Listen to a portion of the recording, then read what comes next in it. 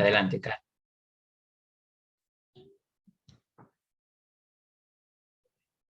Bien, bueno, vas a hacer, no sé si van a hacer una presentación, si vas a hacer una presentación, si no lo hago yo, que estamos en el panel 9, el panel de cierre de la línea de discusión número 4, redes, urbanización y espacio, y en este caso el panel de cierre es retos a futuro en las intersecciones entre ecología, política y urbanización, y un poco lo que vamos a estar compartiendo acá, por eso también los invitamos a quienes están presentes a que puedan abrir sus cámaras y micrófonos, es hacer un poco el recorrido que ha estado sucediendo en el Congreso, en los paneles presenciales y virtuales en esta línea de discusión. Y en mi caso particular yo estuve acompañando como moderadora en el panel, a ver que no me equivoque, en el panel 2 y en el 8, el panel 2 que tenía que ver con experiencias de movilización, miradas alternativas y nuevos paradigmas desde la praxis, y en el panel, ese era el 2, y el 8, gentrificación ambiental, digitalización y producción corporativa del espacio en las ciudades. De algún modo, como para articular ambos paneles, lo que estuvo emergiendo fue, por un lado, el repensar ciertas categorías que aportan la ecología política, para revisar qué sucede, sobre todo en las ciudades, ¿no? ¿Qué está pasando en las ciudades en relación a la naturaleza, en relación a la producción de esos espacios, y en los conflictos y la crisis socioambiental? Entonces, en el panel 2, un poco lo que emergían eran algunas experiencias propias de los territorios, ¿no? Por ejemplo, había una presentación que enfocó mucho su mirada en las estrategias de gestión cultural, y planteaba como una categoría analítica las éticas ambientales, eso muy en diálogo con los procesos de construcción de conocimiento desde las universidades, porque era una experiencia de Colombia, que era como parte de un compromiso estudiantil. Entonces ahí lo que se ponía en juego era repensar la construcción de conocimiento, poder hacerla posicionarse. Se recuperó mucho esta idea de lo que aporta la ecología política en términos de un posicionamiento, valga la redundancia, político frente a los abordajes. Entonces se ponía mucho en juego esa mirada de, bueno, si nos posicionamos también en repensar desde la academia, desde los ámbitos académicos, cómo se construye conocimiento, cómo realmente se abre esa posibilidad de construir en conjunto con los territorios, que se incorporen esas voces, que puedan tomar una voz también política esas voces, ¿no? Que se puedan mostrar ahí en las problemáticas. Entonces ahí había un abordaje también muy ligado a toda una línea más de la afectividad ambiental, ¿no? Todo lo que emerge en términos de sensibilidades, de poéticas, de otras formas de construcción de conocimiento. En esa misma línea, desde Cuba, una de las compañeras nos compartía, bueno, los impactos de la crisis climática en el Caribe, pensando particularmente en términos de localización, bueno, cómo todo lo que sucede en el resto del planeta afecta de una manera particular al Caribe en términos de ciclones, de inundaciones, de todo lo que se genera a nivel mundial. Y en esa línea, cómo las propias comunidades generaban ella la planteaba en términos como una categoría de resiliencia comunitaria, pero en este sentido se puso un poco en juego también el pensar de no romantizar en las acciones de las comunidades, sino también pensarlas en términos de tensiones, de conflictos, de que no hay algo cerrado de cómo pensar la naturaleza, que también hay conflictos ahí. Entonces no imaginar que lo comunitario per se es una forma de resistir y de luchar, sino que tiene sus propias particularidades y singularidades, y que también hay que posibilitar espacios de problematización, ¿no? De qué está sucediendo ahí, cómo está sucediendo, por qué están sucediendo esos procesos. Entonces ahí recuperaban un poco de metodologías, de cartografías, por ejemplo, sociales, o mapeos colectivos, para repensar esas problemáticas en conjunto, y también para poder generar espacios de discusión, de encuentro y de discusión. Entonces ahí se ponía mucho en juego eso. Y después los otros trabajos, uno tenía que ver con las ferias y las redes agroecológicas.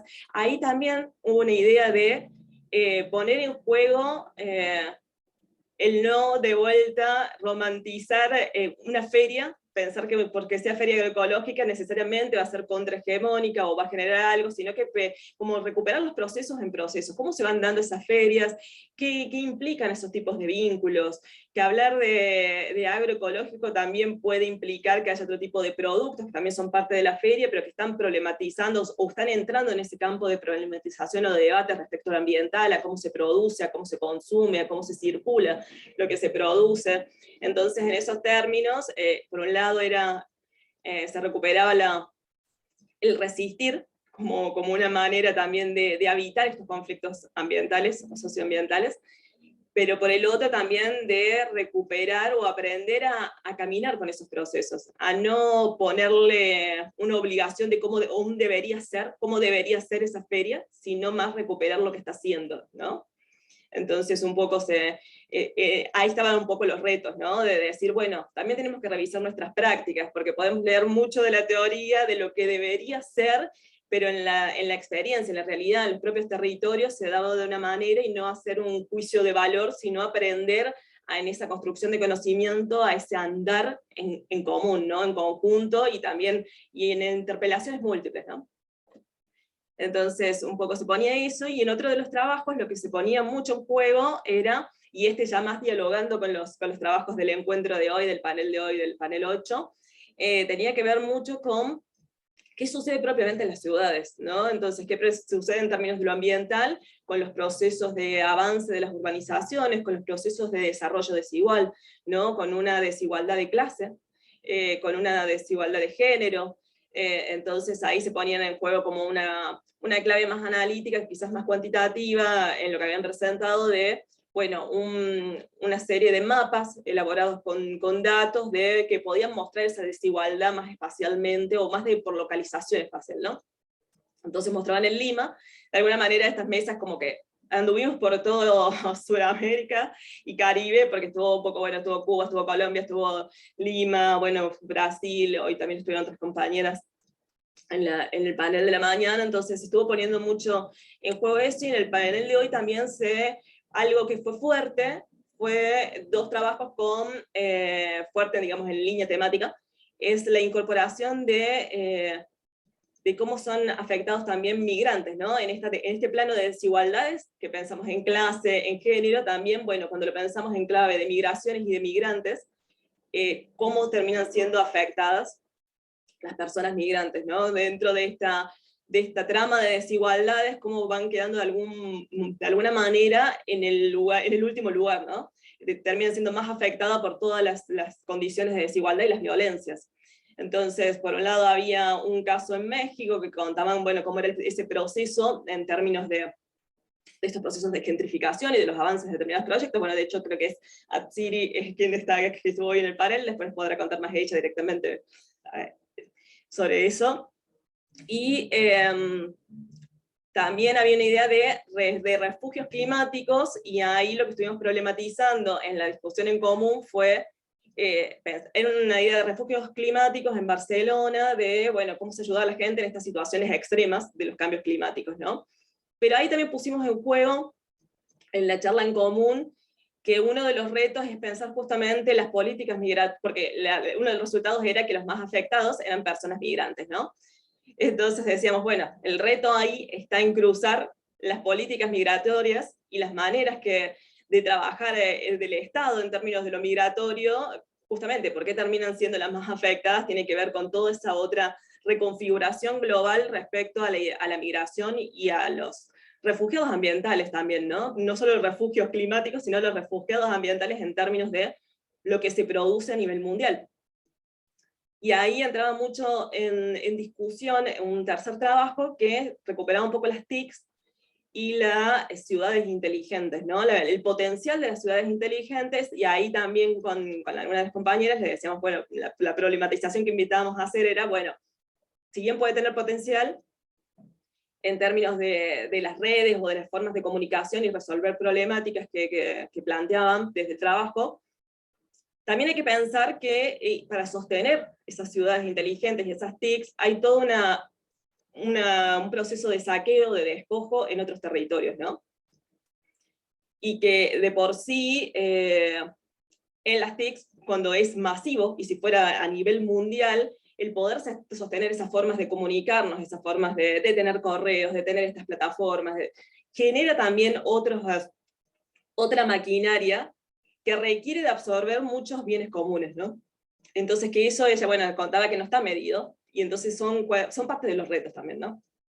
Entonces, de alguna manera eso, tengo otras ideas, pero les dejo para que compartan y después podamos intercambiar.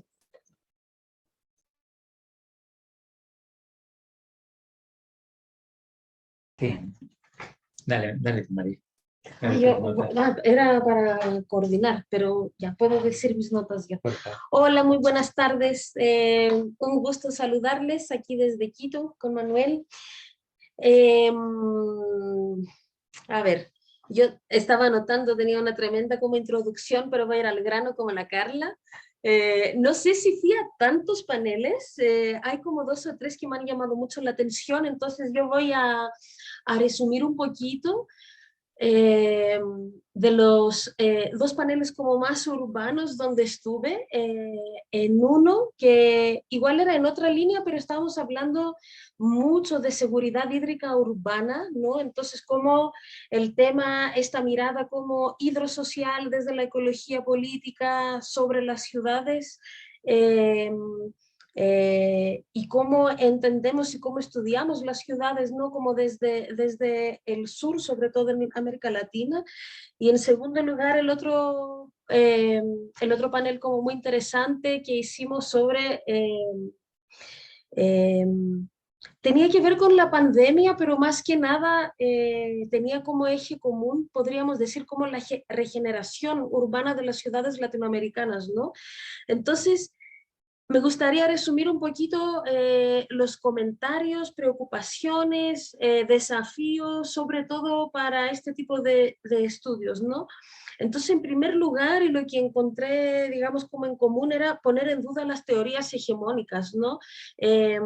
Desde la América del Sur hay otro tipo de urbanización, hay otro tipo de características de las ciudades. El tema de las desigualdades urbanas, cómo se fundaron y cómo se desarrollaron, digamos, como las ciudades es muy distinto del norte global.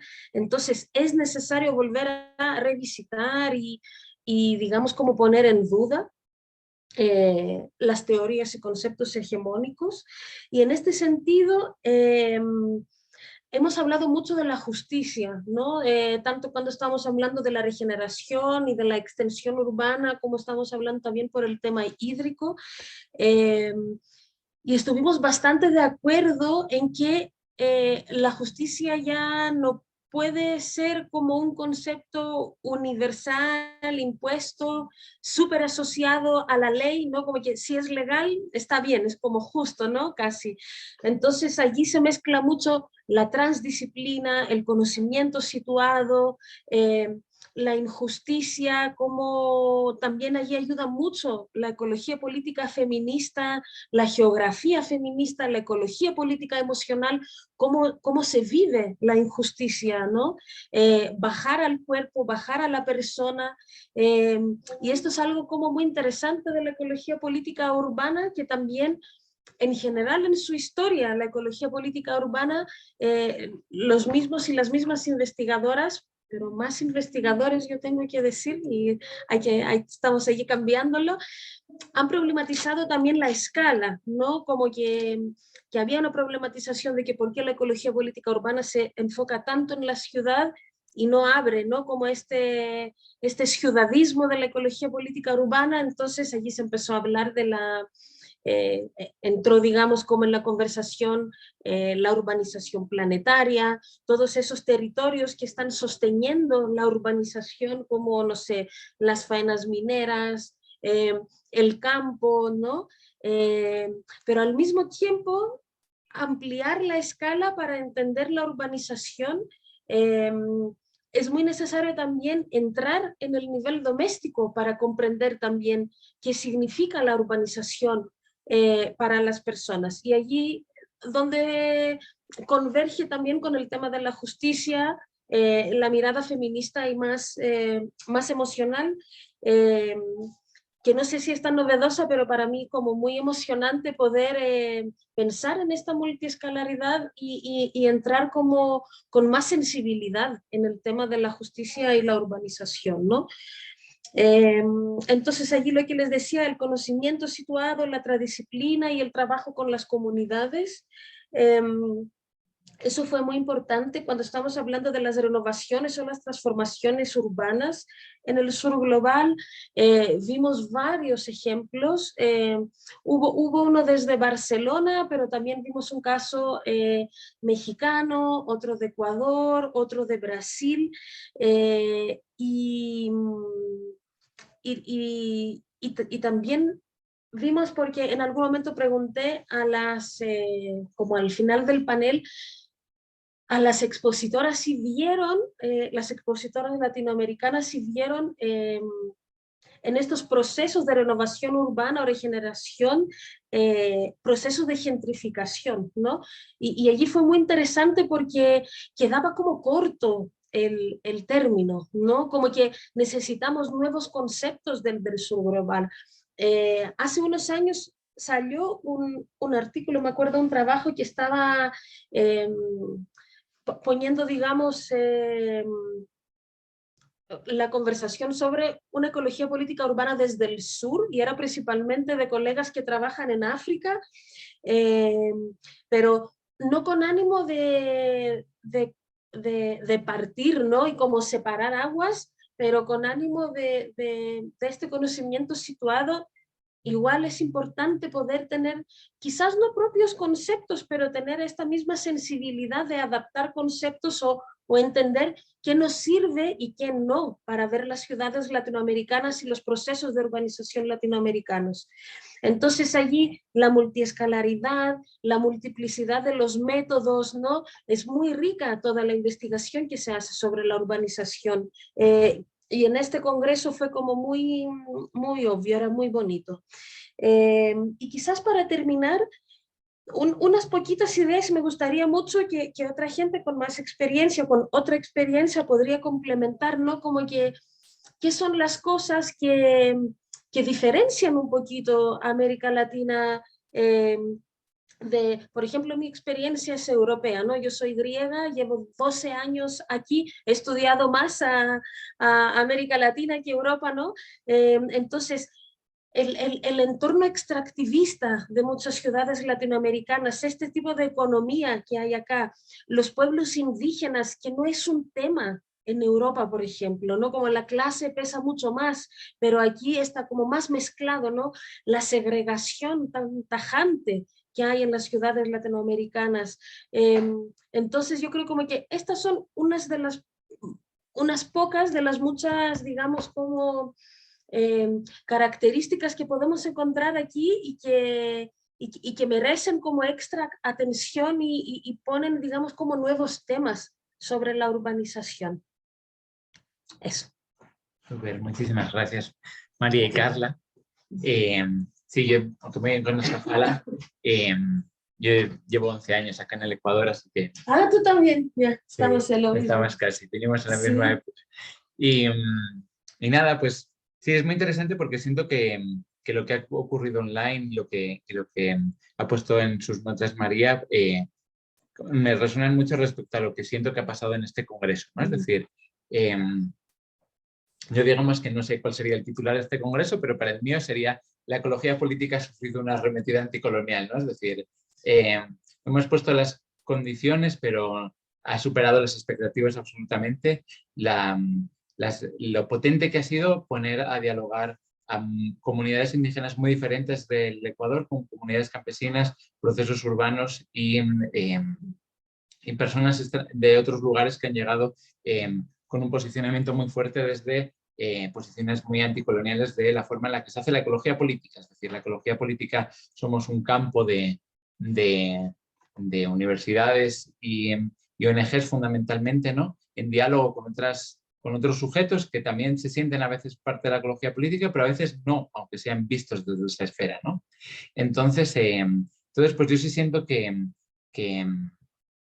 bueno, pues digamos que sí ha habido una posición muy fuerte respecto a queremos autoenunciación y no traducción o o que nos digan que somos, ¿no? Es decir, hay eso de manera muy fuerte. Yo siento que parte de las cosas que hemos dicho desde la academia o desde las ONGs respecto a lo que son los sujetos hemos cuestionado mucho que lo indígena pueda ser urbano, ¿no? Al mismo tiempo. Es decir, ha habido una enunciación de lo indígena fuera de la ciudad y ha sido muy dominante los estudios dentro de la ecología política, en la que si había una movilidad de los territorios indígenas a las ciudades. Es decir, siempre yo siento que hemos generado una dicotomía fuerte, ¿no? respecto a esas dos categorías. Pues yo he podido participar no tanto en los paneles virtuales, pese a que estábamos aquí con ellos haciendo que funcionaran, pero sí he podido estar en muchos espacios presenciales, ¿no? Estos días. Por ejemplo, tuvimos una de las ruedas que organizaba esta línea, era la de disputas indígenas de la ciudad para la construcción de la pluriculturalidad, ¿no? Y tuvimos esa rueda, participaron compañeros de espacios indígenas urbanos amazónicos, de comunas indígenas de Quito, ¿no?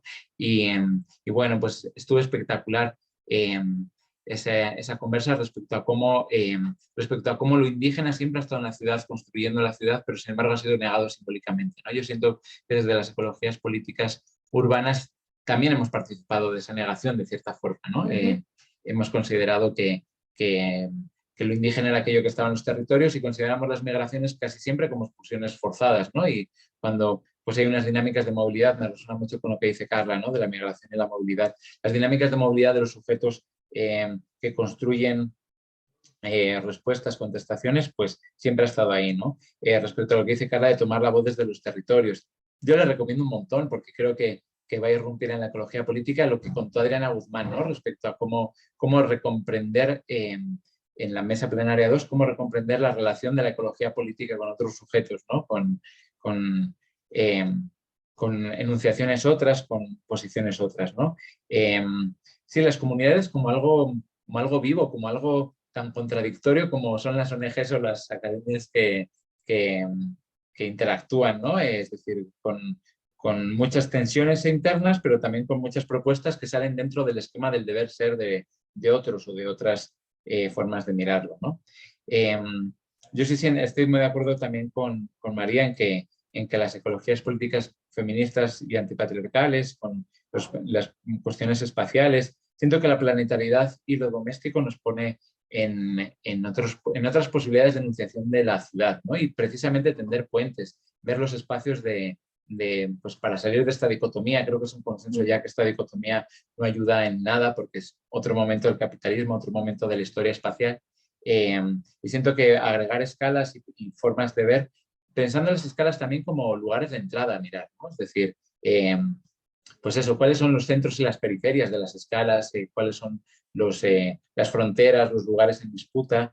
Me decía María que no ha sido un tema de las ecologías políticas urbanas lo indígena en Europa, ¿no? Pero yo siento que tampoco lo ha sido en América Latina. Es decir, creo que eso está ahí, que la presencia de pues alrededor de 80 personas de distintos territorios indígenas pues recuestiona mucho de lo que estamos conversando, ¿no? Yo me imagino los próximos diálogos sobre estos temas. Hay compañeros, por ejemplo, que están escribiendo con compañeros y compañeras indígenas artículos. Astrid Ulloa, pues muy probablemente hoy hable de algo que he escuchado recientemente sobre cómo hay todo un conocimiento en la academia que se está gestando sobre el espacio, sobre las ecologías políticas, sobre las geografías críticas también desde espacios indígenas feministas, ¿no? Entonces, o antipatriarcales, por no casi en lo feminista, ¿no?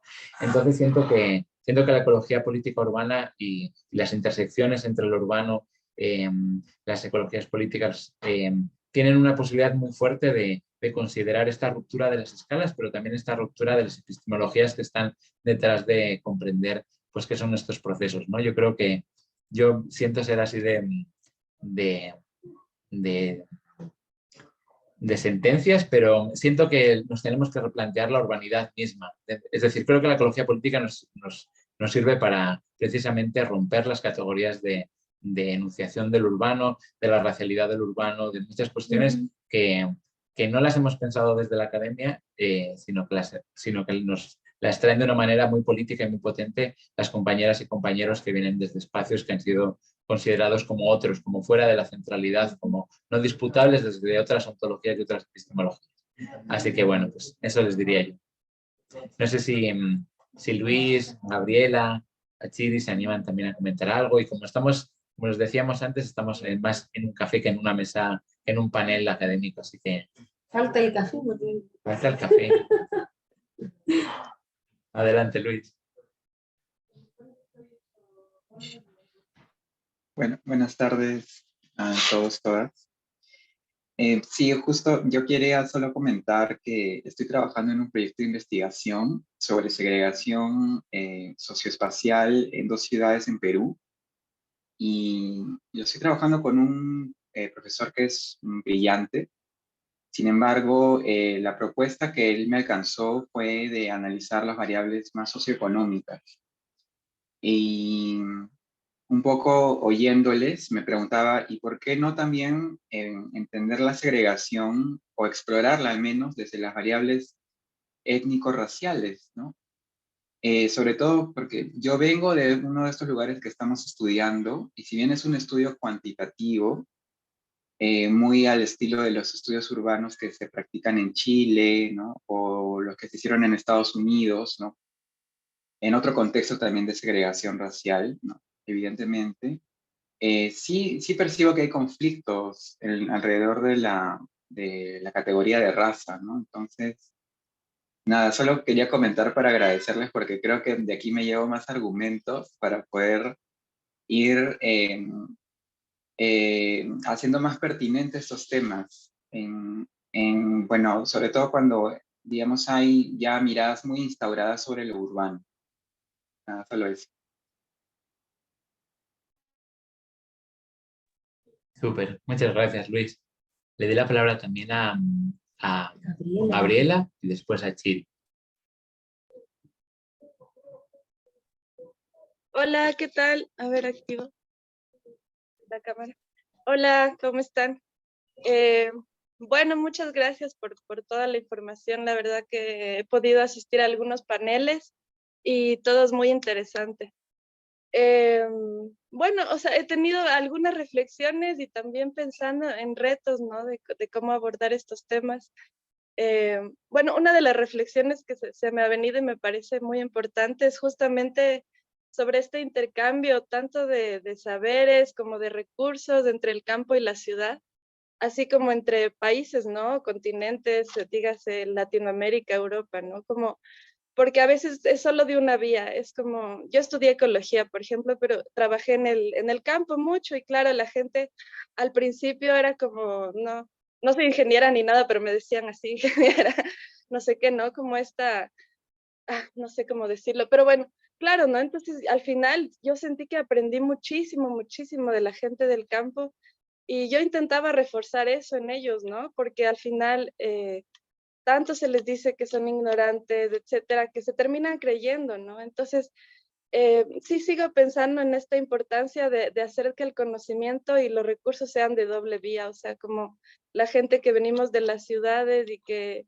hemos tenido la oportunidad de estudiar en la academia, como también ser más humildes, ¿no? Con eso, con la importancia de saber que el conocimiento puede provenir desde otras áreas y que de hecho en la ciudad nos daría mucha falta aplicar ciertas cosas que vienen desde esos lugares.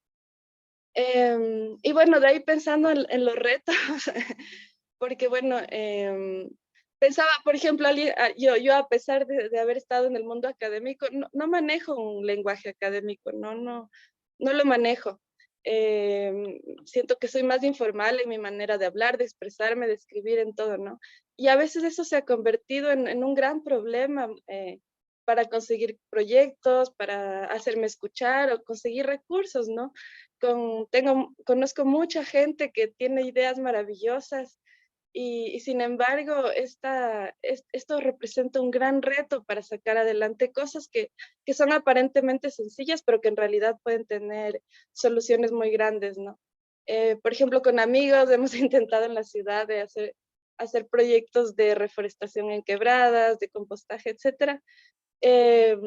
Y insisto, o sea, nos ha tocado hacer todo de una manera un poco informal y subversiva, porque no, si lo intentamos hacer mediante por ejemplo, tener recursos desde las entidades públicas o desde fundaciones, etcétera, al no mantener esta formalidad, al no tener el lenguaje académico ideal, etcétera, muchas, es una traba y eso me da mucha pena, de verdad, porque no, digamos, no todos somos tan elocuentes para hablar o escribir, insisto, en manejar este lenguaje, lo cual admiro mucho, pero admito, no lo tengo. Entonces, esa es una cosa que yo digo, pucha, es un reto y sí, por ejemplo, ahorita, igual con otras compañeras ecólogas, somos parecidas en esto, tenemos como el mismo problema, ¿no? Y ya hace rato hemos intentado sacar un proyecto para hacer una intervención socioambiental de compostaje con heces de perros en el espacio público, en parques, por ejemplo, en áreas verdes, ¿no? Y, y pucha, o sea, también ese tema de la burocracia, que yo, o sea, estuve estudiando también un tiempo en Europa, en Barcelona, un poco sobre estos temas, y yo al principio pensaba, ay, es que allá es como diferente, acá en Ecuador no hay tanta formalidad, y volví a Ecuador y me topé con esta gran burocracia, ¿no? Que es para conseguir un permiso, para hacer una intervención en un espacio público, por ejemplo, es súper complicado. Entonces, bueno, esa es otra reflexión que me ha llegado en estos días, ¿no? De cómo romper esa brecha entre tanto formalismo que a veces requiere poder realizar acciones que en realidad no deberían ser tan difíciles, ¿no? Y que yo entiendo que en la ciudad se vuelve más un reto porque finalmente somos muchas personas, entonces de alguna manera el municipio debería ser un filtro para que, digamos, no se vuelva un caos y todo el mundo haga lo que quiera, pero por otro lado se vuelve en una barrera para accionar, para llegar a realmente, ok, hacer los proyectos y que funcionen. Y eso, nuevamente agradecerles, muy interesante todas las charlas. Gracias. Gracias, Gabriela. Achiri, adelante. Hola, ¿qué tal? Sí, pues yo quería comentar como un poco retomando algunas de las cosas que han mencionado y que también me resuenan a mí y que han sido como motores por los cuales yo me he involucrado en trabajar con temas desde la ecología política urbana, ¿no? Y bueno, como que algunas de ellas son justo esto de que así como sumergiéndome en la literatura y en los trabajos, he sentido o he visto y en los paneles también que pude asistir, como esta cuestión de que la ecología política urbana está en Latinoamérica, está en construcción, ¿no? Y que está todavía muy abierta a posibilidades de plantear desde otros horizontes y desde otros pisos conceptos, pero también calibrar, ¿no? Como algunas ideas o marcos con los que se trabajan. Y, por ejemplo, en ese sentido, eh, creo que también eso, la historia y los legados que tienen pues, las ciudades en el sur global, que nos hacen pues, ser tan particulares, ¿no? Y tener como estas complejidades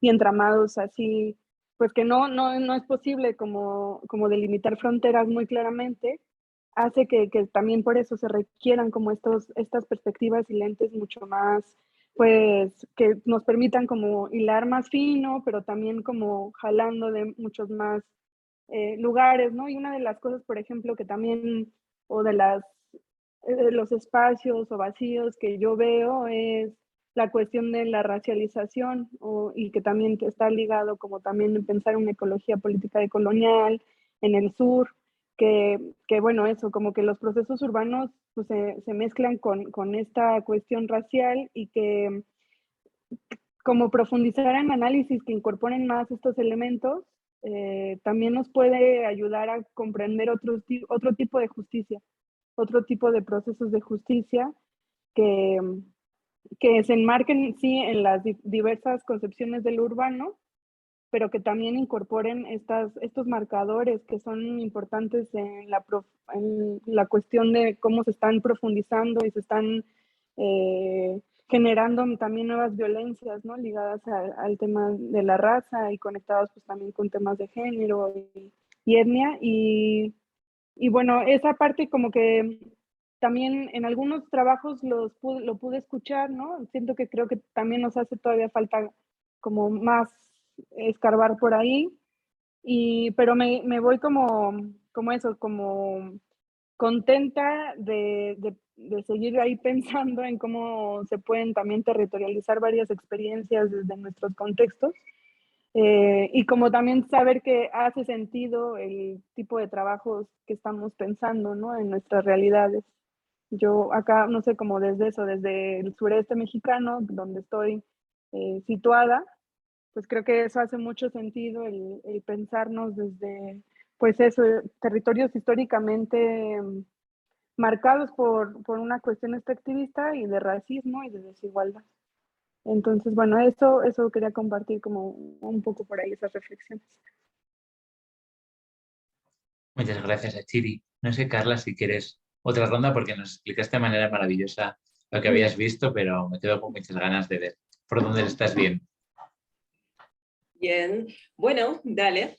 Sí, en realidad yo a modo de síntesis también de lo compartido en la instancia del Congreso, creo que también pensando en esto de los retos, nada, me quedaba pensando en esta primera ronda que se ha compartido en muchas de las cuestiones. Lo que decías, María, pensaba que en este mismo instante, mientras que yo estoy acá, está en una zona, en varias localidades de acá de Punilla, se llama uno de los lugares acá en la provincia de Córdoba, está avanzando un proyecto del IRSA, ¿no? Un proyecto de autovía, entonces está destruyendo un río, está destruyendo un montón de comunidades, de todo lo que puede ser destruido, y hay resistencia, hay asambleas en lucha, y bueno, de las propias asambleas, también pensaba cómo estos espacios de congresos también deberían habilitarnos a pensar estas comunidades, a crear comunidades de aprendizaje, pero también de experiencia y acciones, ¿no? A nivel global de pensar, bueno, ¿cómo podemos contrarrestar? Porque si por la vía política sabemos que no es el camino en general, digamos, los gobiernos terminan siendo a favor del extractivismo en su mayoría, por más que se digan progresistas. Entonces pensaba que también uno de los retos que tenemos es de pensar estas vinculaciones o interconexiones, si lo pensamos en términos de la misma línea temática, lo que nos invita a pensar el término de red, ¿no? Entonces, ¿cómo podemos generar otras redes que contrarresten estos proyectos de integración regional que se plantean como lo que es el IRSA, ¿no? Que también hablan de redes, también hablan de movilidad, pero con otro sentido, ¿no? Desde otro posicionamiento. Entonces me quedaba pensando un poco en esto de quizás uno de los desafíos que tenemos es dejar de seguir pensando tanto en los ámbitos académicos, por más que recuperamos voces y nos entretejemos con otras voces, y empezar también a construir líneas de acción en conjunto, ¿no? De crear redes internacionales, o a ir más allá de la frontera internacional, ¿no? Como comunidades de colaboración en estrategias, porque creo que cuando eso sucede en los territorios, ¿no? Se nos terminan como acabando las estrategias cuando vas por la vía de la justicia, por la vía de los derechos, pero esas respuestas tardan meses y meses y meses en dar alguna evaluación o alguna resolución, y los proyectos siguen avanzando, y siguen destruyendo, y siguen saqueando, y siguen desalojando comunidades. Entonces, creo que uno de los grandes retos es como esto que decías, Manuel, de, repensar la urbanidad, creo sí, repensar las vinculaciones, esta extinción que nos trajo la modernidad, ¿no? Que por ahí, no sé, el mismo Lefebvre nos decía de repensar de vuelta el campo y la ciudad, ¿no? Tenemos esa división tan hecha cuerpo, en esto que venían diciendo de, el sector, el espacio rural, el espacio urbano. Y entonces en esa división, creo que esa división que ha estado instalada con la modernidad también nos limita el pensamiento y los imaginarios que podemos crear en irnos más allá de este deber ser, ¿no? De lo que es la ciudad, de lo que es el campo, de las acciones que podemos tener, de las estrategias que podemos tener. Entonces creo que uno de los grandes desafíos es volver a pensar cómo nos sigue atravesando, o cómo sigue estando tan vigente aún hoy esta fragmentación, no solo campo-ciudad, sino sociedad-naturaleza, ¿no? Porque la idea de sociedad-naturaleza en esa fragmentación es la que nos sigue llevando a otras vías, tanto investigativas, tanto de experiencias, que seguimos pensando totalmente desvinculados de las naturalezas, de los entornos, de lo situado, ¿no? Entonces creo que esos son uno de los grandes retos que también nos está invitando la ecología política y muchas otras perspectivas, ¿no? que nos plantean, bueno, situarnos, pensar desde lo situado, pero en diálogo con todas las interconexiones con otras escalas. En eso sí me parecía súper importante lo que estabas diciendo, Manu, de las escalas también, ¿no? De las escalas como un modo de mirar, como un modo de entender, pero también de qué podemos mirar. Entonces, ahí creo que me venía en la cabeza mientras les escuchaba por ahí alguna de los trabajos de Doreen Massey, ¿no? De pensar, ella lo que dice, repensemos también el tiempo y el espacio, y creo que eso también es clave para las lecturas de ecología política, pero también de las lecturas que podamos hacer desde lo urbano, ¿no? ¿Cómo estamos definiendo esas temporalidades? ¿Qué temporalidades están jugando? ¿Qué espacios y qué espacialidades están en juego? ¿De qué manera? Y ahí entra esto que estaban diciendo, de conjunción de distintas escalas, como decías María, del trabajo doméstico, pero pensar la división de trabajo internacional y lo que se produce, y las otras, y el extractivismo, y los procesos de saqueo, y las economías, y cómo suceden y cómo circulan.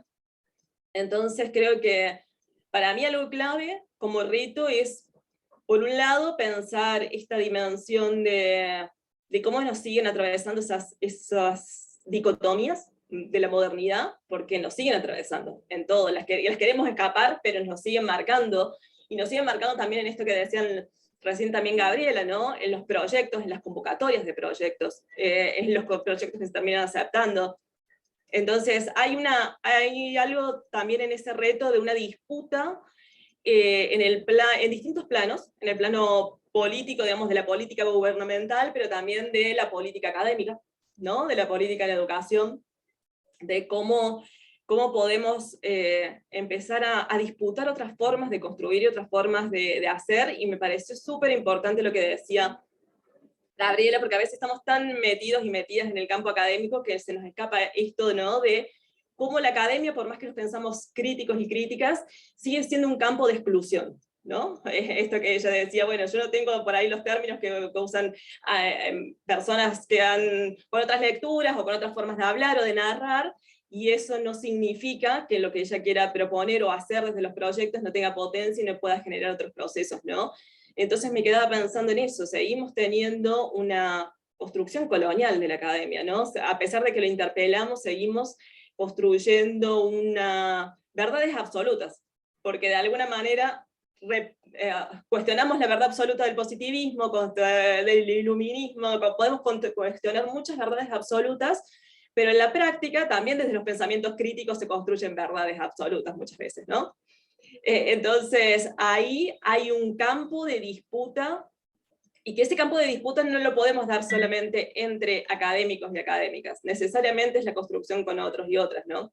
Creo que eso es también lo que nos invita como reto, en este caso particular que estamos acá en el encuentro de hoy de la ecología política, nos está invitando a eso, a otras maneras, a cómo construimos colaborativamente.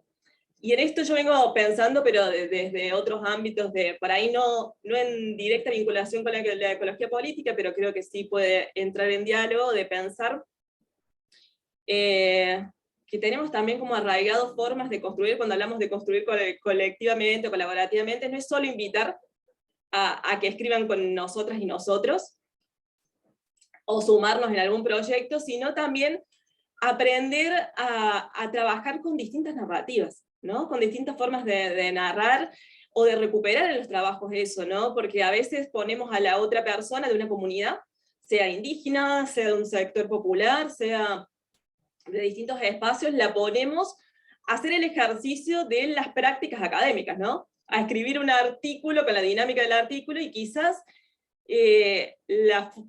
otras maneras son con sus propias voces, ¿no? Si es desde la poesía, si es con imágenes, si es desde el arte, si es desde una charla oral y que hay que recuperar y después se lo compartís a ver si está de acuerdo. Entonces creo que como uno de los retos que tenemos es empezar a repensar esas formas de trabajo colaborativo.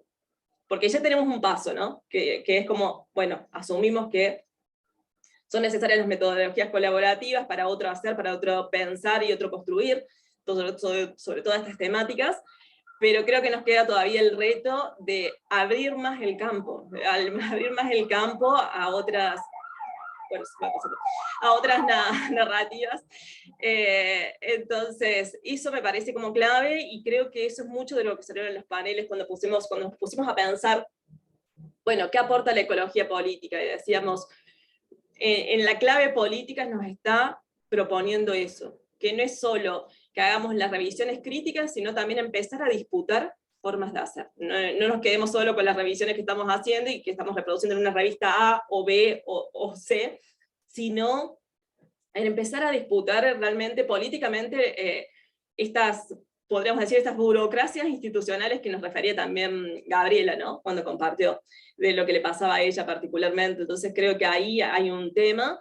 Y el otro tema es esto de seguir repensándonos. O sea, creo que esa división de campo-ciudad, hay mucho que pensar en el entremedio, ¿no? Hay como hay una construcción que tendremos que pensar en las articulaciones, y no articulaciones en términos de lo periurbano, no es más allá de esos términos, quiero decir, en todo lo que sucede en esos encuentros y desencuentros, porque en esto que trajeron mucho, que estimo que fue mucho lo que salió en presencia en los espacios del Congreso, ¿no? Sobre todo con las feministas comunitarias mayas y yincas y de otras comunidades, creo que lo que tenemos un poco perdido en las ciudades es estas redes, estas tramas de la vida, ¿no? Esta correspondencia más con otros ciclos, con otros ritmos, con otras formas de estar y de vivir, y creo que los trabajos que se han ido compartiendo apuestan un poco a eso, con el desafío de bueno, cuáles son las cercanías y los distanciamientos, de tenernos,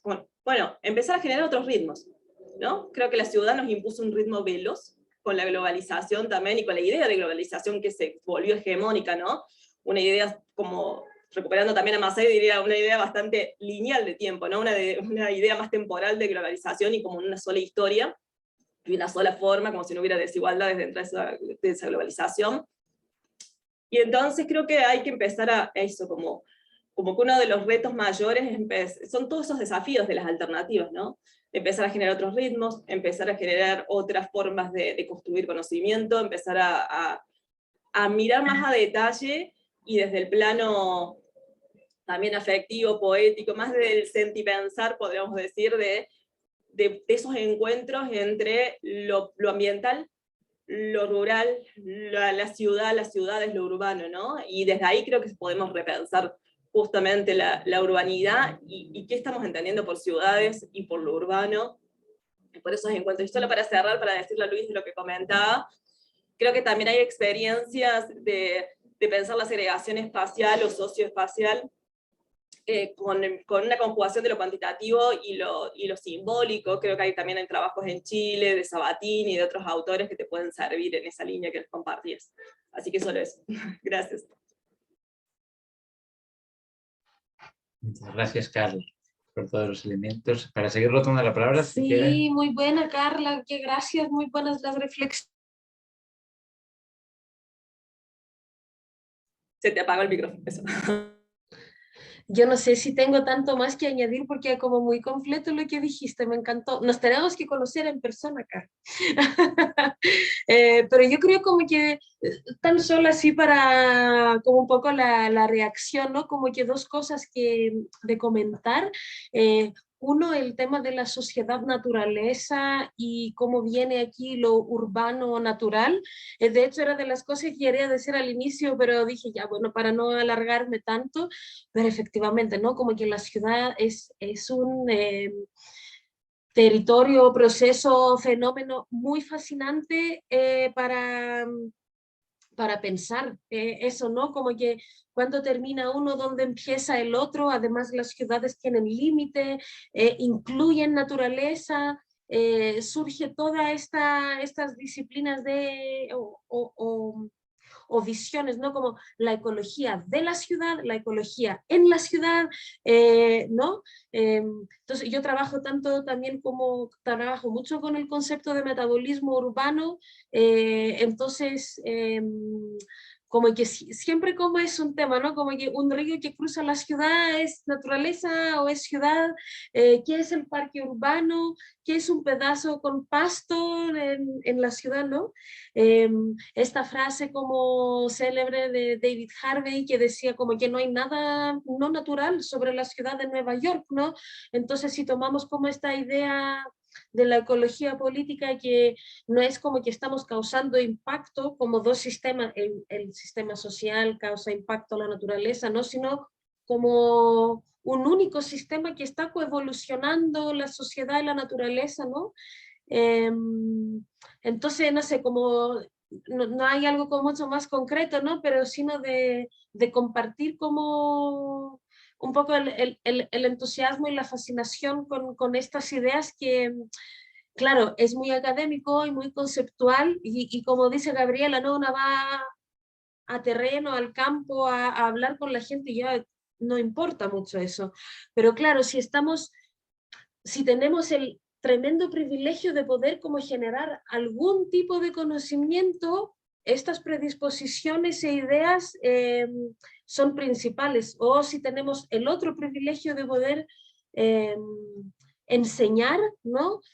A geógrafas, geógrafos, sociólogas, sociólogos, es muy importante cómo estamos conceptualizando estas cosas o qué semillas de duda o de ideas estamos plantando, digamos, en conjunto con la gente. Y el otro tema muy interesante que tiene que ver con las comunidades, la transdisciplina, todo eso, y que sobre todo acá en Chile, ¿no? Donde se rechazó la nueva constitución y fue fue como objeto de burla, una zona, o sea, las zonas de sacrificio súper industrializadas, las zonas que están sin agua, y votaron contra la nueva constitución que supuestamente, bueno, aunque no iba a resolver, iba a, como que ponía cimientos, digamos, para mejorar la situación, y la gente aún así no quiso, como que no votó a favor, ¿no?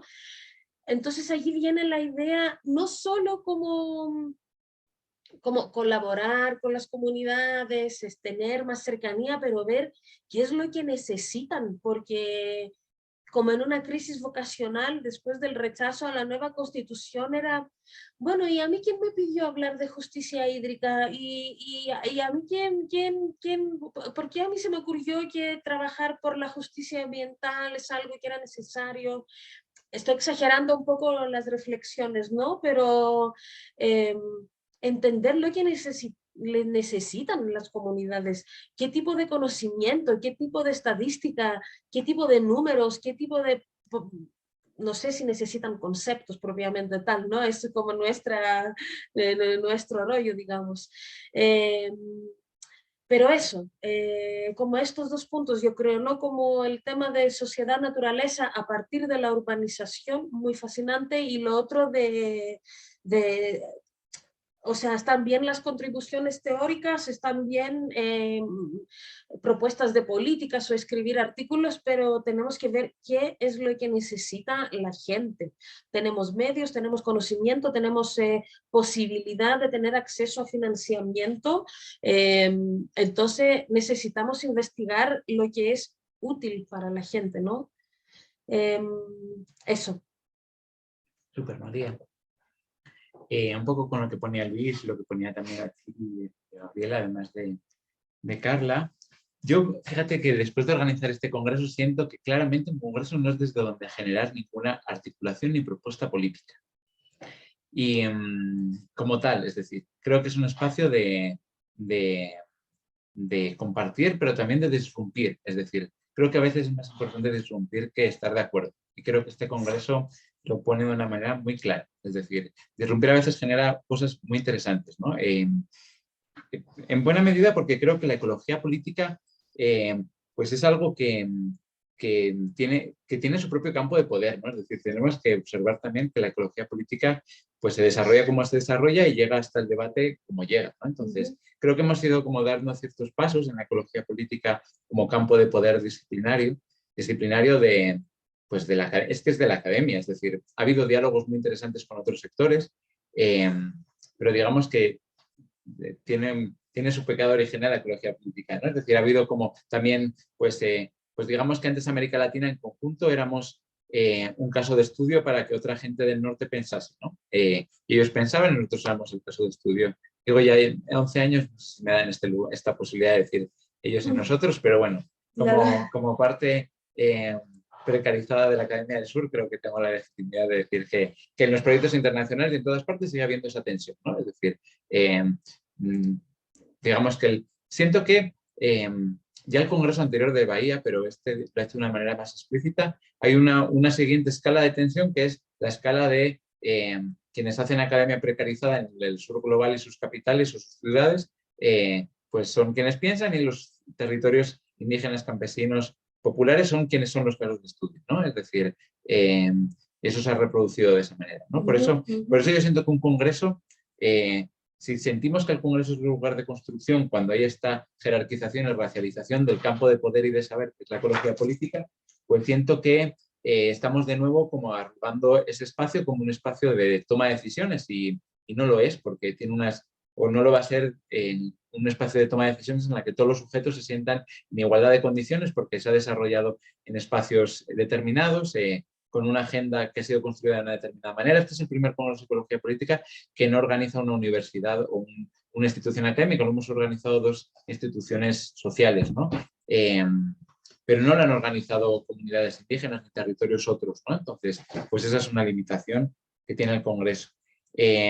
Por eso creo que las redes que emergen de estos congresos tenemos que mirarlas con cuidado también, ¿no? Porque las redes de ecología política han privilegiado los espacios desde donde se han formulado, y por tanto considerar que un megaproyecto tiene que ser considerado solamente desde la episteme y desde el lugar de enunciación que tiene la ecología política, creo que a veces nos pone en ejercicios de considerar, pues no sé, para mí fue muy interesante, perdón que vuelva al mismo momento del congreso, pero para mí fue muy interesante el momento en el que hay una feminista comunitaria patriarcal que dice: yo no sé lo que es la ecología política, pensaba que toda ecología era política, y cuestiona el lugar de enunciación de la ecología política como único, ¿no?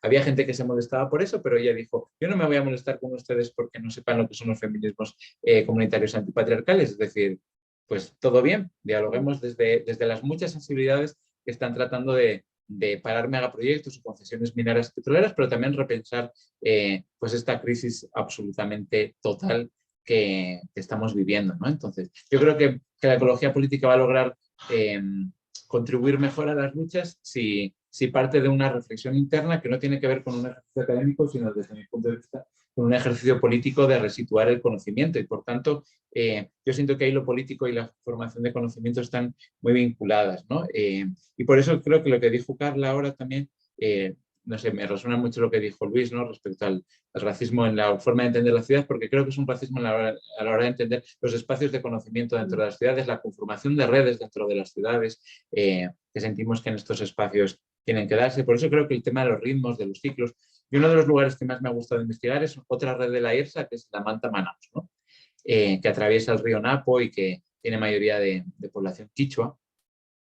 Y la población quichua de ese sector muy poco se opuso al PEJE, casi nada, por eso, porque hay muchas necesidades también de llegada de infraestructuras, de relación con el Estado, de una relación histórica de 5 siglos de colonización de muchas maneras. La Manta Manaus no era una novedad tan fuerte tampoco, ¿no? La IRSA no lo es, lo sabemos, pero bueno, digamos que las formas de resistencia tenían mucho que ver con permanecer, con veamos qué pasa, y los ritmos de colonización han sido muy distintos, sabemos que pueden pasar unas cosas, pero que otras no van a pasar, y permanecer y tener redes multiescalares como comunidades a veces es más importante que el momento que privilegiamos mucho en la ecología política, que es el de plantear el conflicto, las comunidades, la resistencia, el paro, etcétera. Y pues yo creo que apelar a otros ritmos y a otros saberes, y a otros lugares, a otros espacios, a otras escalas, también tiene que ver con que aquello que hemos privilegiado de la ecología política como el gran momento político, pues es solamente un momento más dentro de muchas otras formas de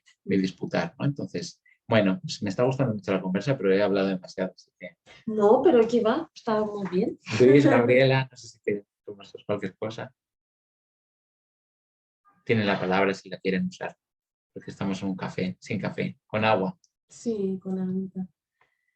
Yo, una como pregunta, no sé si es retórica o no, es ya, la pregunta original que anoté en el cuaderno es lo que decías tú muy bien, además me identifico absolutamente que yo siento también, aunque sea europea, como estoy en una universidad medio precaria de América Latina, yo puedo hablar, ¿no? Y claro, con mucha conciencia, claramente, una etcétera. Pero si nos excluimos a nosotros y pensamos a colegas que sí son latinoamericanos y latinoamericanas y sí que quieren tratar temas indígenas, la pregunta que se me saltó es, ¿quién tiene el derecho de, lo digo y me suena mal, pero me voy a permitir decirlo para, ya, ¿quién tiene el derecho de estudiar o de investigar los pueblos indígenas? Pero digo como que me hago una crítica o autocensura porque es el tema investigarles o estudiarles como que quizás, porque esta primera pregunta que me parece que terminó siendo un poquito poco políticamente correcta, porque en Chile tampoco, y yo creo que en Argentina también, Carla, como que el tema indígena creo que no es tan pesado como en Brasil, como en Ecuador, como en Colombia, ¿no? Como que allá es un poco distinta la relación, y entre los dos países es distinto, pero tenemos esto en común, ¿no? Como que uno no habla de población indígena en las ciudades chilenas, por ejemplo, como que no es algo que no es un tema. Eh, entonces, claro, la primera pregunta y que viene de mucho antes del Congreso, uno es quién tiene el derecho, o sea, tienes que ser una académica indígena, tienes que ser como que, cómo se hace, digamos, como esta asociación. Y el otro es, si la pregunta es efectivamente quién les puede investigar, como si fueran como un objeto, la gentrificación, ¿no? Como que si fuera como... no sé, como un objeto, digamos, ¿no? No sé, como que lo quiero plantear nomás, no es que tenga una respuesta o algo, pero me gustaría como escuchar como, qué piensan sobre eso. Bien, me parece como fue importante para pensar, o sea, como algo para pensar en muchas claves, no solo del indígena, sino de muchas temáticas o problemáticas o comunidades, ¿no? Entonces, o etnias, o sea, es como que a mí lo primero que me viene a la cabeza, pero no como si fuera la respuesta, sino lo que me provoca, lo que estabas planteando, tiene que ver un poco con esta idea de que de todo lo que nos queda por descolonizar de la academia también, ¿no? De las prácticas académicas, porque creo que ahí en lo que decías de investigar o no, primer punto es cómo construimos ese conocimiento, ¿no? No estamos pensando sujeto a objeto, voy a estudiar a mi objeto de estudio, claro. o estamos tratando de tender otras redes, otras formas de interacción con esas comunidades, con esos grupos, con esas personas, ¿no? Puede también ser no necesariamente un grupo organizado, un movimiento, sino que pueden ser personas que están afectadas por alguna situación, o están construyendo algo, una alternativa. Entonces, para mí, de las formas de hacer que yo he ido aprendiendo con el tiempo y también revisando, porque creo que lo que nos pasa es que en el mundo académico aprendemos de ese modo, ¿no? Investigar quién tiene el derecho, pelearnos entre derechos de vos podés hablar más, vos podés hablar menos, por condiciones, o sea, seguimos disputando cuestiones, hablando sobre las personas, justamente sobre las comunidades, y creo que en ese sentido yo creo que no importa de dónde sos, ahí vendría con una idea más, si se quiere, anarquista de romper esta idea de divisiones de estados y como decir, vos sos de aquel país, tenés menos derecho que tal. No creo que pasa por ahí.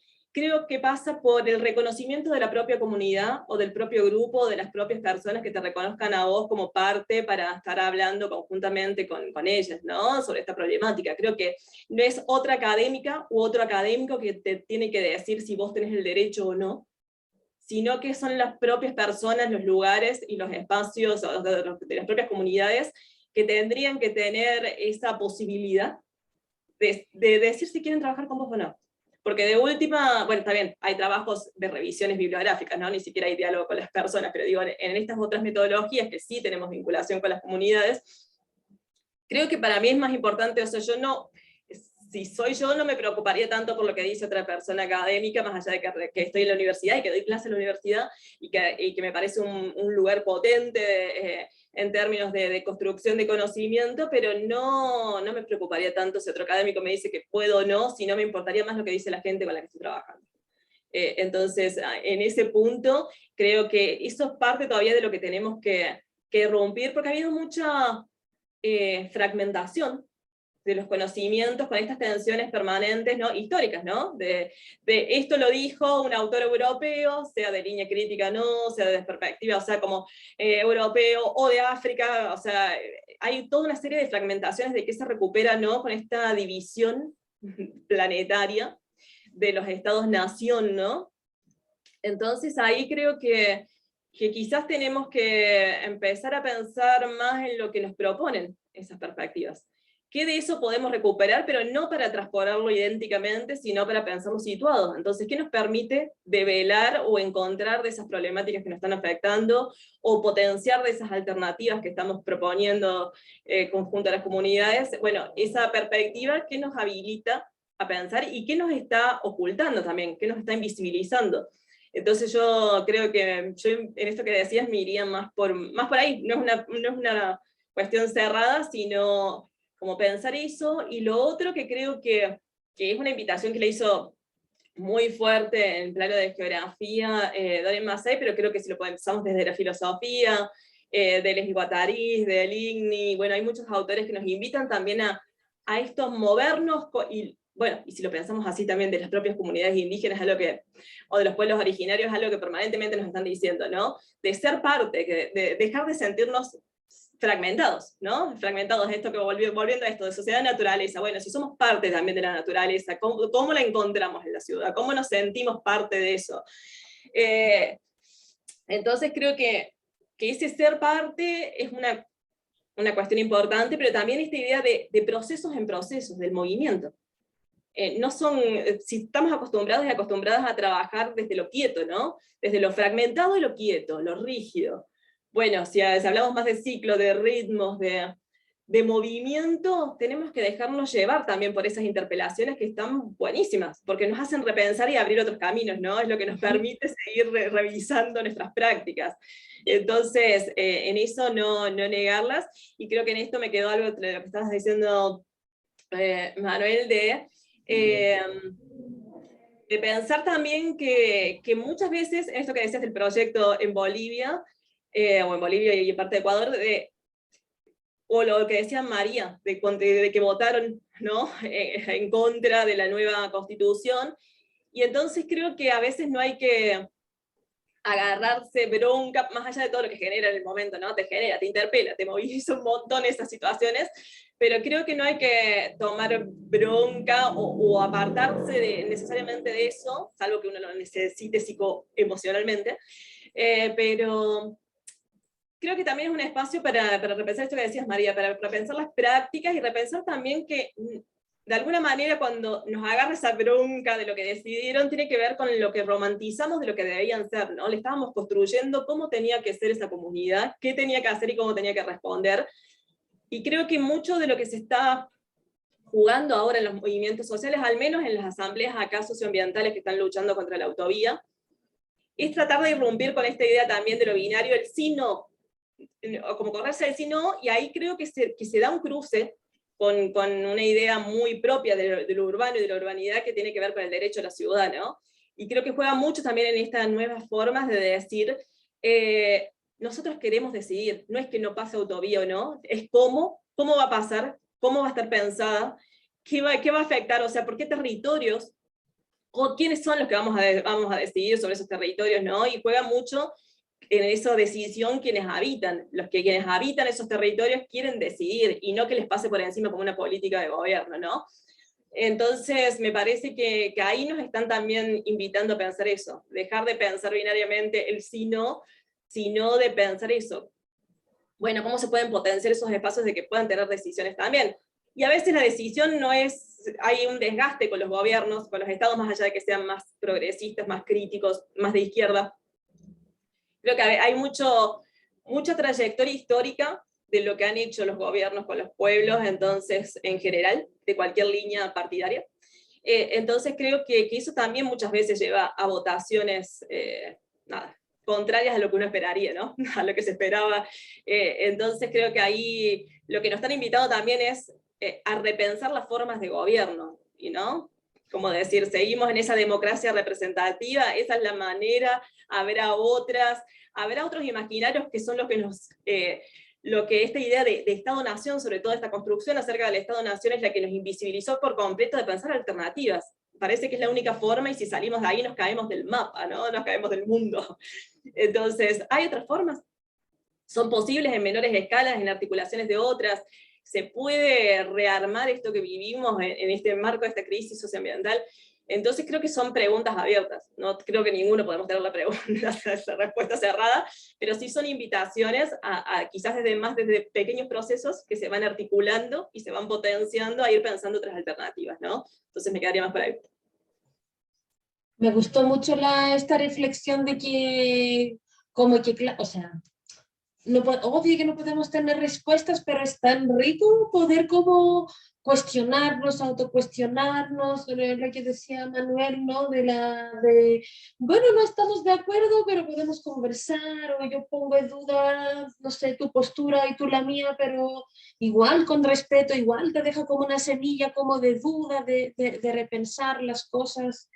Y esta es la riqueza también como del ambiente de estos congresos, ¿no? Sí, totalmente. No sé si Luis quieres añadir algo, o Gabriela, estarían bien invitadas, invitado. Nada, yo diría que respecto a esa pregunta, estoy de acuerdo con Carla como que yo interpelaría la pregunta directamente a María, es decir, como estudiará, ¿no? Es decir, Sí. como que creo que es el lugar en el que se ha situado mucho la ecología política, ¿no? Entonces, creo que las 4 personas que hemos organizado la línea sí trabajamos en la academia de una u otra manera, ¿no? Es decir, tenemos como no se entera la vida de Carla y de María, pero la de Carlos y la mía sí está entre la forma ONG y la forma academia, ¿no? Como transitando entre una y otra con las contradicciones de ambas, ¿no? Pero sí siento que que podemos contribuir mucho a modificar esa pregunta. Dentro que somos personas totalmente en los márgenes de uno y otro mundo, probablemente, ¿no? Pero sí creo que recuestionar esa pregunta tiene mucho que ver con lo que yo aprendo de este congreso, ¿no? Porque las nacionalidades y los pueblos indígenas o campesinos o barrios populares también tienen una visión de lo que quieren de la universidad, es decir, no hay una unidireccionalidad en la que la academia o las ONG se relacionan con los sujetos. Los sujetos también pues requieren de una universidad, demandan a veces cosas de manera muy explícita, a veces se les dice que no de una manera muy explícita también, ¿no? Es decir, por ejemplo, muchos pueblos indígenas piden que las universidades apoyen con determinadas cuestiones que les pide el Estado para poder tener más posibilidades de mejorar sus derechos, ¿no? Su lugar en el mundo, por no entrar en un lenguaje de derechos. Y pues no se piden de una manera súper explícita convenios con universidades, piden poder tener que las pasantías o que los proyectos finales de grado o de posgrado sean parte de lo que ellos están necesitando, no con la óptica del ingeniero o de quien sea, ¿no? Sino necesitamos el proyecto de riego o el proyecto de agua, y eso es algo que nos pide la Secretaría X, y no tenemos plata para pagar eso y tenemos algunos miembros de nuestra comunidad que en un momento dado han podido estudiar, pero están trabajando fuera, no están en la comunidad. Necesitamos que haya una responsabilidad pública de aquellos límites que nos pone el Estado, y sí nos ubican a las universidades ahí. Lo que pasa es que muy pocas veces hay los mecanismos institucionales para que eso ocurra. Eso por un lado. También, pues por decir ahora algo que ha pasado muy reciente, hubo un levantamiento indígena en Ecuador y las comunidades, el movimiento indígena pidió que se abriesen las universidades, ¿no? Para poder dormir y estar ahí en un espacio seguro. Y la verdad, las universidades que se abrieron fueron porque los estudiantes levantaron las vallas de la universidad. Es decir, bueno, digamos que nos piden cosas muy específicas, y yo siento que en el ámbito de la investigación también, es decir, y ahí está viendo en Ecuador, no sé en el resto de países, pero una generación de personas que están en la universidad queriendo hacer investigación desde conocimientos indígenas, desde ontologías, desde lugares del mundo diferentes, ¿no? Y eso a veces pues no es muy acogido tampoco, es decir, cuesta mucho hacerlo desde ahí, ¿no? Hay todo un disciplinamiento, lo que nos decía Gabriela, las experiencias de estudiar en las universidades son muy disciplinantes también, hay pocos espacios para... En el Ecuador, que es un estado plurinacional y pluricultural, pues digamos que los ámbitos de educación superior están poco abiertos a hacer eso una realidad, ¿no? Entonces, yo siento que nos interpelan este tipo de espacios justo para aunque no sintamos que hemos llegado a unas conclusiones o a un manifiesto en el día del Congreso, pero nos dejan muchas cosas que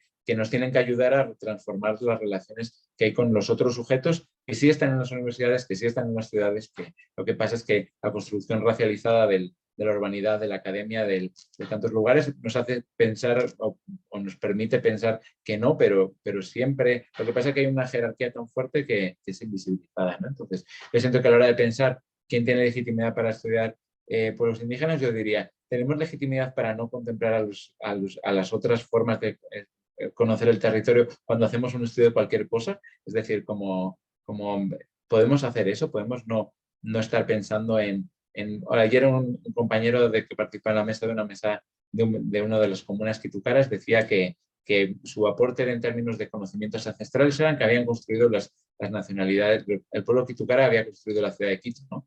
Y que la albañilería era la manera en la que los saberes seguían estando presentes y toda la forma en la que también había una perspectiva ahí de clase, de entender pues, que el espacio donde se ubica la universidad donde estábamos ayer pues era parte de una comuna ancestral, ¿no? Y que había ahí todas unas idas y vueltas, es decir, como en el lugar en el que estamos, es decir, yo siento que, y no es, yo estoy de acuerdo con Carla en que no es solo publicar sino es pensar en el objetivo, en la función social de la ecología política, pensarla con sujetos que no se encuadran ahí, ¿no? Es decir, yo ahí diría eso, ¿no? Como que tenemos que reformular eso. A mí, por ejemplo, me encantan las disputas indígenas de la ciudad, es un tema que me fascina, ¿no? Justo por lo que decía Luis, como las ciudades son espacios súper racializados, la construcción de las ciudades en Ecuador es desde lo blanco, ¿no? Es decir, es el espacio donde lo indígena no puede ser, es el espacio donde se diseña la ciudad, se llamaban así al inicio de la colonia española, ¿no? La ciudad de blancos es la ciudad de indios, es decir, como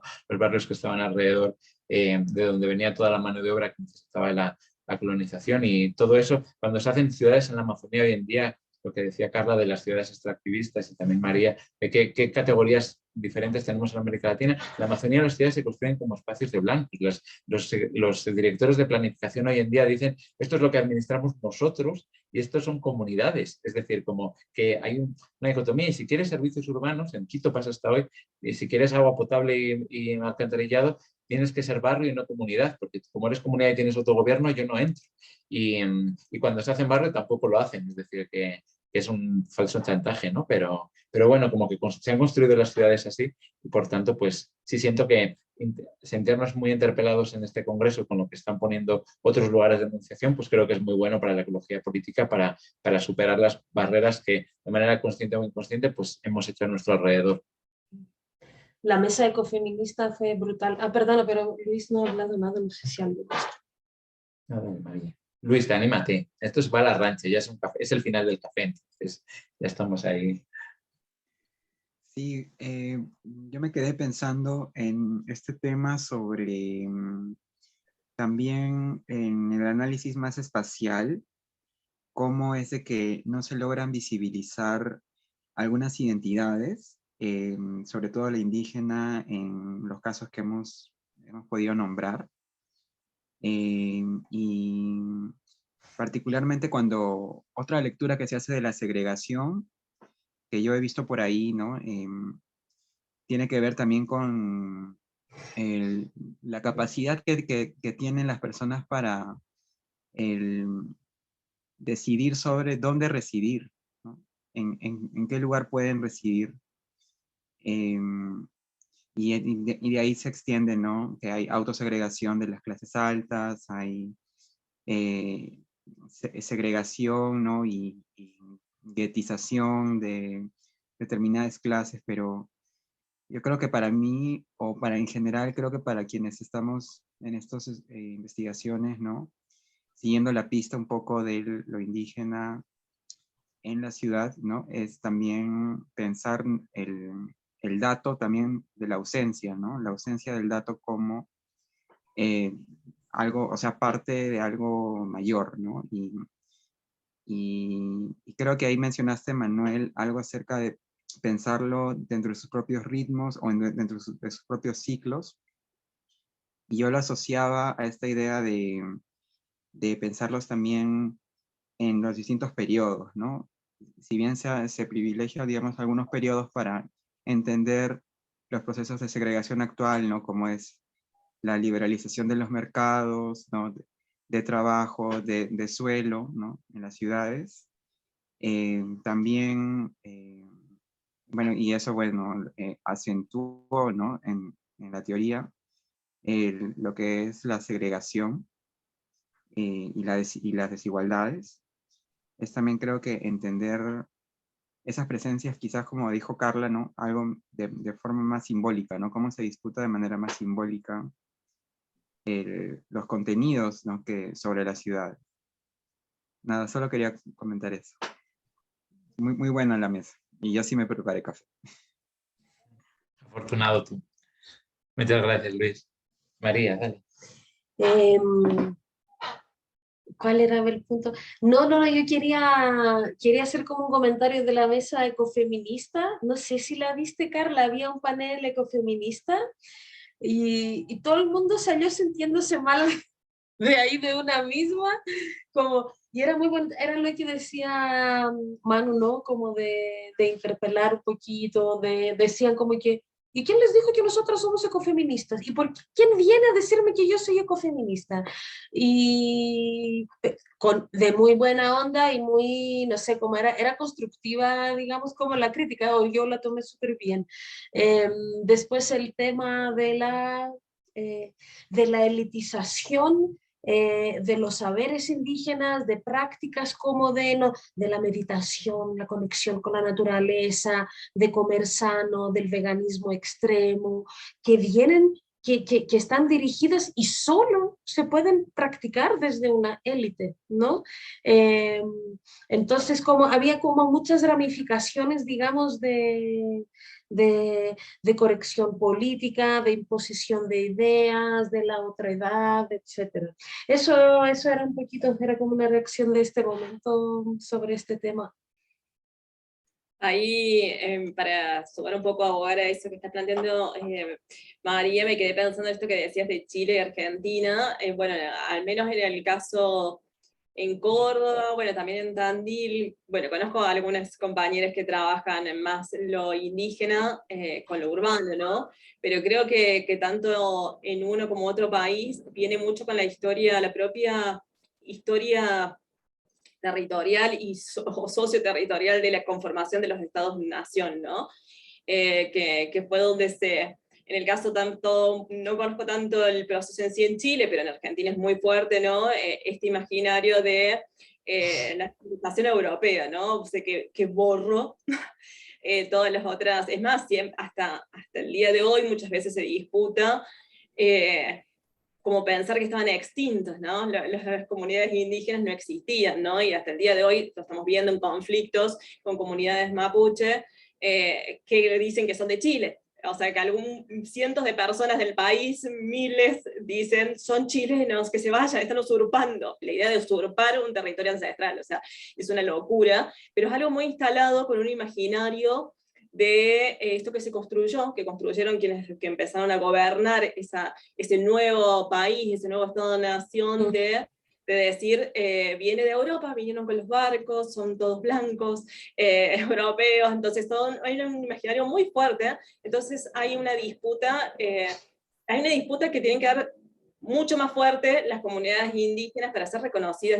y sobre todo, y ni hablar en lo territorial, y ahí en el plano territorial, creo que muchas veces el reconocimiento, bueno, acá en Córdoba en particular hay un compañero, Lucas Paladino, y sino de antropología, José María Bonpadre, y otros compañeros, y estudiantes ahora que se están sumando a la temática de lo indígena, ¿no? Y lo indígena también urbano, pero creo que hay mucho más reconocimiento cuando las comunidades están en espacios rurales, que disputar el reconocimiento de un territorio en la ciudad, y la ciudad construida, ¿no? Entonces ahí ya no, ya es, bueno, te podemos reconocer como comunidad, pero si tenés alguno de los espacios, como pasa acá con la comunidad Comechingona, que reclama una casa que era de un curaca, o sea, una casa en toda la ciudad, hasta el día de hoy no se siguen las disputas por ese reconocimiento de que le den esa casa ancestral también, ¿no? Con todas las transformaciones que tuvo. Entonces creo que ahí también abre todo un abanico para repensar lo urbano y la urbanidad, y también por qué ha sido invisibilizado. Me parecía como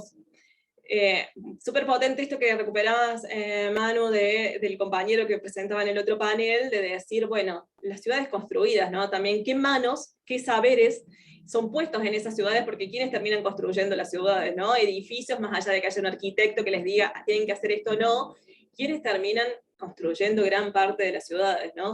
Pueden ser migrantes campesinos, pueblos indígenas, ya sea que vivían en estos territorios y fueron siendo en algún momento hasta tomados casi como esclavizados, ¿no? Cuando fue la colonia. Entonces, bueno, ¿cuánto tenemos en las ciudades que a veces ni lo pensamos? Entonces creo que es como un buen ejercicio, hasta, no sé, hasta en el andar, ¿no? Desde el caminar por la ciudad, ¿cuánto encontramos de todos esos saberes permeados en toda la ciudad? Entonces creo que ese también es otro ejercicio que deberíamos hacer, que deberíamos acostumbrar a hacer, en esto que también que nos compartía Luis, ¿no? De qué otras cuáles son las dimensiones que priman en los estudios urbanos o no. Entonces creo que la ecología política nos habilita todo eso, y en ese plano creo que hay que también dejar permear mucho más de lo que está problematizando la ecología política los estudios urbanos, porque creo que siguen siendo los bastante clásicos o tradicionales, y algunos con unas líneas bastante, esto como el mismo Luis contaba, ¿no? Bastante enfocado a lo cuantitativo, y a un cuantitativo más positivista, ¿no? De cálculos, hacemos el cálculo, las estadísticas, listo, hasta el estudio. Y bueno, y todas las otras dimensiones que no están y que cambiarían totalmente los resultados de ese estudio, ¿no? Entonces, ahí creo que hay todo un desafío todavía. No es para borrar lo cuantitativo, porque también nos aportan mucho los estudios y las estadísticas y muchas cosas, sino como ver cómo se pueden complementar otras maneras para enriquecer o para que nos amplíen los horizontes. Creo que es eso, para ampliar los horizontes. Sería un... Súper, pues no sé si alguien más quiere añadir alguna otra cosa que tenga dentro. Y que No, quiera... yo estoy muy llena de ideas y de eso estoy súper bien. A Gabriela le Adelante, Gabriela, testigo que repitas. Hola. Bueno, disculpen, voy a intentar ser corta. No, bueno, lo primero es que me pareció muy bonito lo que dijeron de generar redes y otras narrativas, ¿no? Eso sí, me resulta inspirador, la verdad, porque estaba pensando justamente cómo replantear el proyecto que les comentaba, ¿no? Que tenemos con estas amigas, y me parece bonito pensar en esta idea de hacerlo desde otro punto de vista, ¿no? Que quizás va más de la mano con lo que nosotros tenemos que aportar. O sea, desde lo que sabemos, mejor dicho, quizás ahí meterle algo de arte, algo así. Sí, bueno, desde ese lado, como ver los retos como una oportunidad para ponernos creativos también, ¿no? De ahí, bueno, lo otro que quería comentar es, sí, de esto de compartir los diversos conocimientos, y volviendo a la academia, bueno, algo que es verdad, y estoy súper de acuerdo en esta oportunidad que nos da la academia de generar debate, de generar diálogos, ¿no? De replantearse las cosas, porque es bien importante y no se lo puede hacer necesariamente en diferentes contextos, ¿no? Entonces es algo también valioso que rescato. Y de lo último que comentaban, bueno, una pequeña anécdota, justo hace un tiempo nos encontramos entre varias amigas, y bueno, todas éramos mujeres, mestizas y de la ciudad, ¿no?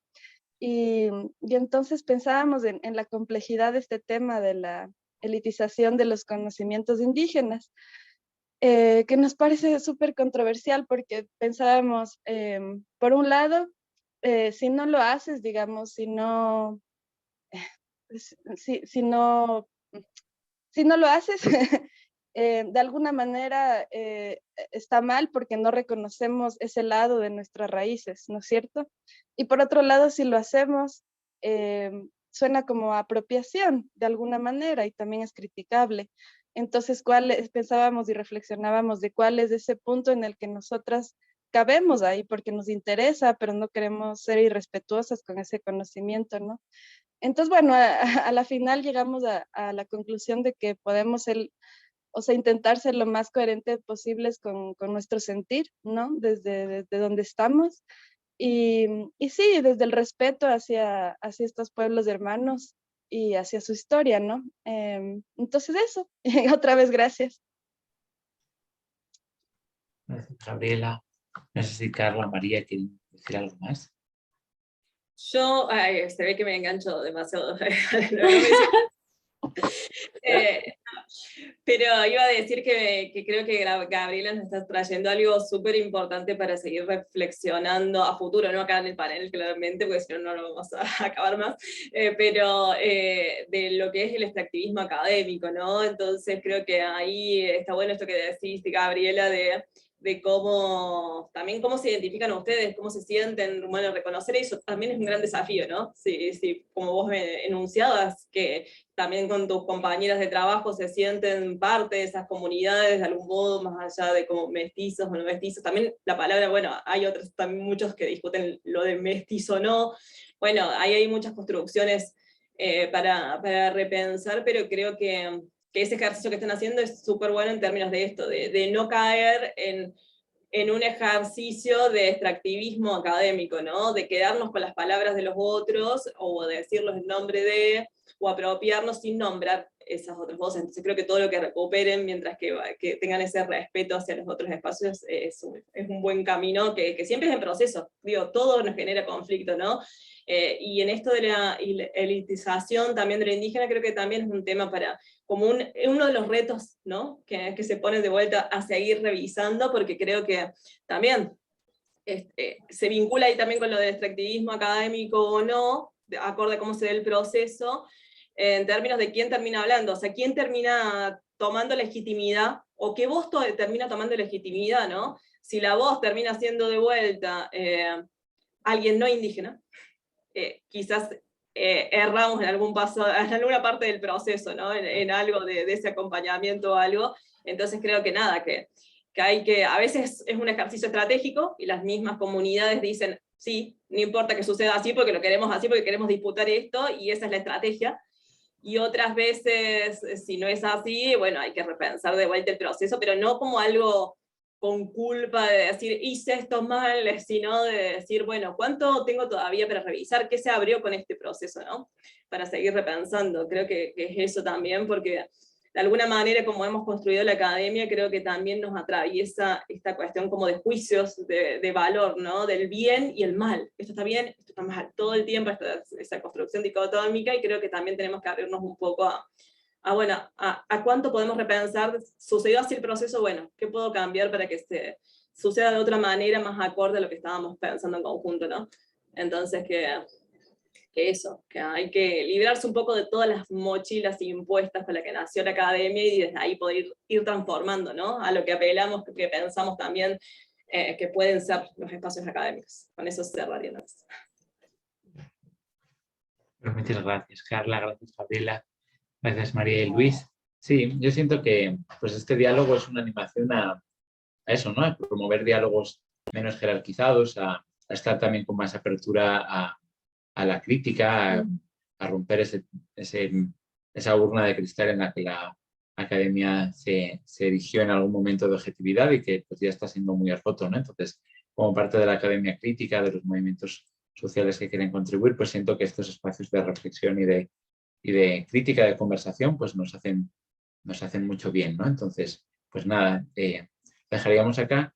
Ahora va a haber pues una mesa de cierre bien potente que no sé cómo se vaya a dar, cuando ya se suba esto estará grabado, pero bueno, yo creo que hay muchos caminos abiertos, ¿no? Para seguir conversando, para seguir dialogando y bueno, pues este espacio de Internet pues obviamente está muy limitado a quienes tienen Internet, aunque también posibilita que la gente que solo tiene Internet y no la posibilidad de llegar también converse, ¿no?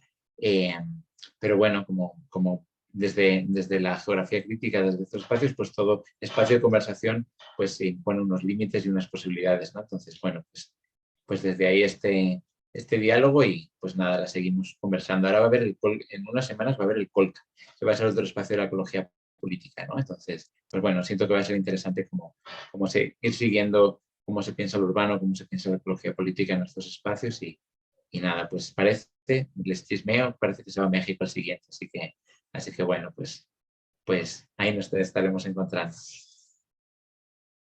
Les echaremos de menos hay como un conciertito al final, les vamos a echar de menos en la fiesta. Pero por lo menos conversamos a... Muy bien, disfruten la fiesta por nosotros.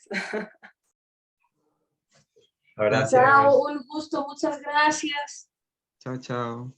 Muchas gracias, un gusto también.